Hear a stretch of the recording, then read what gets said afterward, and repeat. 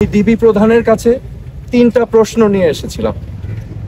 আমার প্রথম প্রশ্ন ছিল যে এই 6 জন সমন্বয়কারীকে গ্রেফতার করা হয়েছে নাকি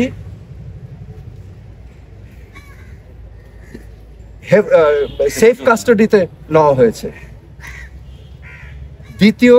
দ্বিতীয় প্রশ্ন, যদি অ্যারেস্ট হয়ে থাকে তাহলে আমার কোনো প্রশ্ন নাই, আমার কোনো দাবি নাই, কিন্তু যদি সেফ কাস্টাডি হয়ে থাকে তাহলে আমি তাদের সাথে দেখা করতে চাই।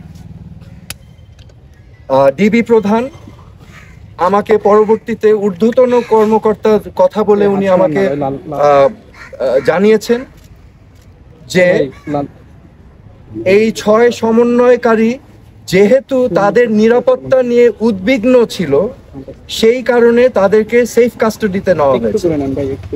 এই কথা শুনে আমি প্রশ্ন করেছিলাম যে আপনারা কিভাবে বুঝলেন যে তারা উদ্বিগ্ন তাদের নিরাপত্তা নিয়ে? তারা কি আপনাদেরকে জানিয়েছিল, রিকোয়েস্ট করেছিল? আমাকে তখন তিনি জানিয়েছেন না, ওনারা বুঝতে পেরেছেন মনিটরিং করে। সো যেহেতু তারা সেফ কাস্টাডিতে, আমি তখন রিকোয়েস্ট করলাম আমি তাদের সাথে দেখা করতে চাই।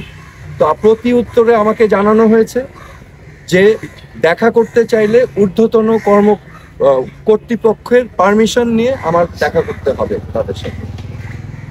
আমার তৃতীয় প্রশ্ন ছিল তাদেরকে কখন সেফ কাস্টাডি থেকে মুক্তি দেওয়া হবে।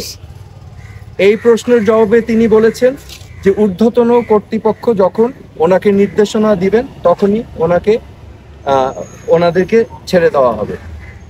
সো আমার প্রশ্ন এখন, সেফ কাস্টাডি আমার জানা মতে একজন নাগরিক যদি রিকোয়েস্ট করে তাহলে সেফ কাস্টাডিতে নেওয়া যেতে পারে, কিন্তু রিকোয়েস্টের বাইরে যদি কাউকে সেফ কাস্টাডিতে নেওয়া হয় এটা কি আসলে সেফ কাস্টাডি না এটা অ্যারেস্ট? তো এটা হচ্ছে আমার প্রশ্ন।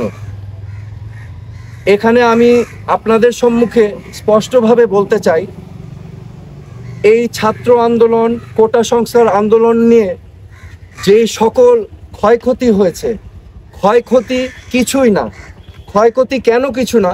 এই ক্ষয়ক্ষতি যে সম্পদের ধ্বংস হয়েছে সেগুলো তো জনগণের সম্পদ, ট্যাক্স দিয়েই করা হয়েছে। এগুলো জনগণের সম্পদ, এগুলো হয়তো ভবিষ্যতে আমরাই আবার গড়ে নিব, কিন্তু একটি প্রাণ যেটা আমরা হারিয়েছি, একটি প্রাণও কি আমরা ফেরত পাবো? এই প্রাণ কি ফিরে আসবে? আমাদের মনে রাখতে হবে মুখ্য জিনিসটা কি, প্রাণের মূল্য কিন্তু কোটি কোটি কোটি কোটি কোটি টাকার থেকেও অনেক বেশি, তা অমূল্য।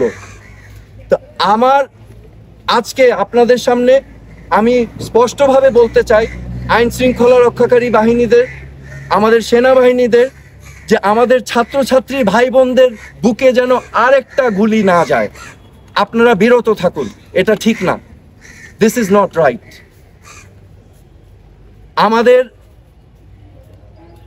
আমি আজকে চলে এসেছি যে আমার জিমের কাপড় পরা, আমি আমার আবেগ, আমার বিবেকের তাড়না আমি চলে এসেছি এখানে। আজকে আমি মনে করি আমার মতো এই প্রশ্নগুলো বাংলাদেশের কোটি কোটি মানুষের মনে।